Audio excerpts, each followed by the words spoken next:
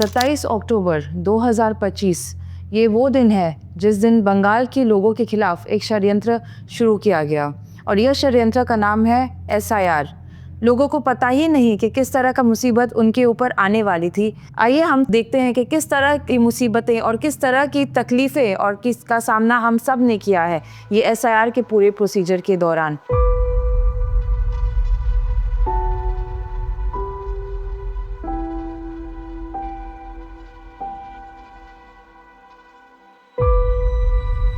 SIR के announcement के बाद जितने भी BLOs हैं उनकी ट्रेनिंग शुरू की गई और ट्रेनिंग में ही कुछ लोग समझ गए कि किस तरह का काम और किस तरह का प्रेशर उनके ऊपर क्रिएट किया जा रहा है जो शायद उनका काम ही नहीं है।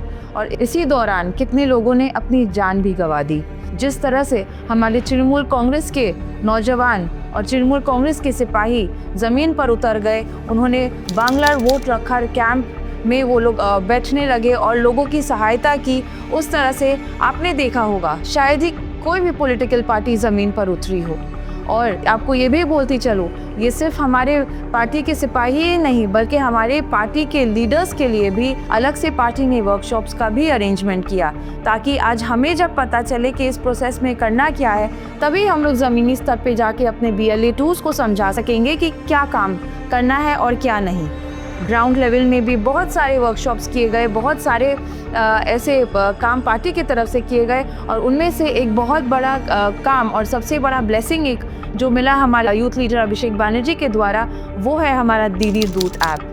आज अगर ECI के पास कोई रिकॉर्ड जाता है, आज अगर ECI के पास किसी वोटर का डेटा जाता है तो साथ ही साथ वो डेटा हमारे दीदी दूत ऐप में हमारे BLA2 के द्वारा रिकॉर्ड हो जाता है। हम लोगों ने वार्ड में, गांव में, हर जगह, हर म्यूनिसिपैलिटी में, हर ग्राम पंचायत में इस तरह का वर्कशॉप्स करवाया और पार्टी की ही मदद से हम ये जान पाएँ कि क्या SIR प्रोसीजर होता क्या है, SIR में करना क्या है। जब हमें पता चला उसके बाद हमारे पास आता है कि न्यूमरेशन फॉर्म, और इस फॉर्म में क्या है नहीं है किसी चीज़ का इंस्ट्रक्शन ना ECI से मिला, ना किसी सेंट्रल गवर्नमेंट से मिला, किसी से भी नहीं मिला। बस ये फॉर्म्स जो है हमें दे दिया गया कि आवाम से ये भरवाना है और उन्हें सबमिट करना है। अरे भैया, आपको तो समझाना पड़ेगा आवाम को कि आखिर वो किस तरह से भरा जाएगा।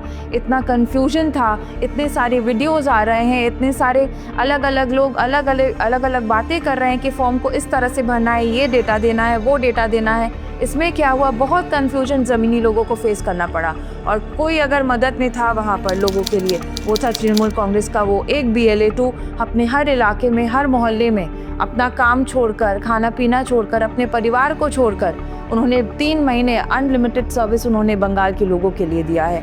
ये हो पाया है सिर्फ हमारे पार्टी, हमारे लीडर्स की वजह से। मैं थैंक यू कहूँगी वो सारे BLA2s को जिन्होंने दिन रात मेहनत करके ये काम पॉसिबल किया है। 4 नवंबर को खबर आती है कि प्रदीप कौर नाम के एक इंसान ने अपनी जान गंवा दी। उन्होंने सुसाइड कर लिया सिर्फ इस वजह से क्योंकि उन्हें समझ में नहीं आया कि क्या होने वाला है। SIR के नाम से पैनिक होकर उन्होंने अपनी जान गंवा दी और उसके कुछ ही दिन बाद खबर आती है कि 17 वोटर्स जिनके पास शायद डॉक्यूमेंट्स ठीक ठाक ना हो, उन्होंने भी डर कर सुसाइड कर लिया। तो इस तरह के बहुत सारे हादसे और बहुत सारे लोगों ने परेशानी से खुद की ज़िंदगियों को खो दिया।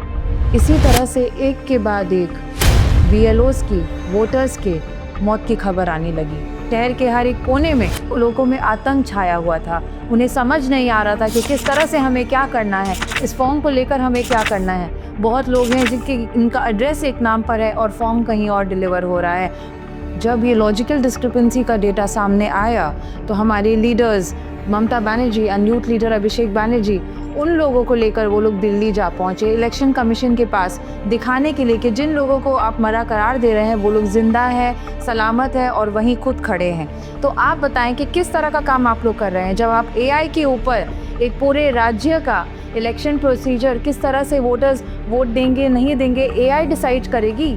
लॉजिकल डिस्क्रिपेंसी के नाम पर सिर्फ आम जनता को ही नहीं बल्कि बंगाल के ऐसे एमिनेंट पर्सनालिटीज़ को भी हियरिंग में बुलाया गया जिनसे आज हम सब का नाम रोशन हुआ है। उनमें से कुछ नाम है हमारे नोबेल लॉरेट अमर्त्य सेन जी, हमारे एक्टर देव और बहुत सारे ऐसे हस्ती, मोहम्मद शमी, बहुत सारे ऐसे लोग जिनके ऊपर हम सबको आज गर्व है, और उन्हें भी कतार में खड़े होकर अपने नागरिकता को साबित करना पड़ा। तो शर्म आती है हमें कहने में कि ये दिन हमारे लोगों को देखना पड़ रहा है ऐसी सेंट्रल गवर्नमेंट आने के बाद। 1.5 करोड़ लोगों का नाम लॉजिकल डिस्क्रिपेंसी में लाने के बाद उन्होंने वक्त दिया सिर्फ 10 से 12 दिन का कि वो लोग जाएं, कतार में खड़े हो, ऑफिस से छुट्टी लें, अपनी रोज़मर्रा की ज़िंदगी को छोड़कर वहाँ लाइन में खड़ा होकर अपनी नागरिकता को साबित करना पड़ा। हम लोगों ने अपने आंखों से देखा कि कई लोग ऐसे थे जो बुज़ुर्ग अब व्हीलचेयर में बैठकर परेशानी से, उम्र दराज लोग जो अपनी सेहत से खुद लड़ रहे, जूझ रहे हैं, हाथ में सलाइन का बोतल लिए वो लोग आ रहे हैं अपना हियरिंग देकर अपने नागरिकता की गवाही देने के लिए। तो बहुत दुख महसूस होता है। आज जब से ये बीजेपी सरकार आई है, कभी डिमोनेटाइजेशन के नाम पे, कभी एसआईआर के नाम पर लोगों को कतार में खड़ा करने के अलावा और कुछ काम ये नहीं जानती। ये लोग ईसीआई को औजार की तरह इस्तेमाल कर आम नागरिक को, खास करके बंगाल की जनता को, बंगाल के लोगों को ये लोग टारगेट कर रहे हैं, क्योंकि इन्हें पता है कि बंगाल की जनता, बंगाल के लोग ममता बनर्जी के अलावा किसी को नहीं चाहते हैं। तो इनका ही जो वोटिंग राइट्स है उसको किस तरह से छीन लिया जाए ताकि वो जाकर वोट ना दे सकें। इस पूरे एसआईआर के प्रोसीजर के दौरान हमने ये देखा कि किस तरह हमारी दीदी और यूथ लीडर अभिषेक बनर्जी ने ईसीआई की हर नाकाम कोशिश का मुंह तोड़ जवाब दिया। और हम लोगों ने ये भी देखा कि अगर ज़मीन पर कोई था तो हमारे पार्टी के BLA2s, हमारे पार्टी के लीडर्स जो लोगों की सहायता कर रहे थे, और कोई भी दूसरा पॉलिटिकल पार्टी कहीं भी नहीं नज़र आया। ये एसआईआर करके, नाम काट के, अगर बीजेपी की सरकार ये सोचती है कि वो बंगाल में सरकार बना लेगी तो उनसे बड़ा बेवकूफ़ शायद ही कोई है। और आखिर में मैं आपको ये बता दूँ, जो तो करो हमला, आबार जीतबे बांग्ला।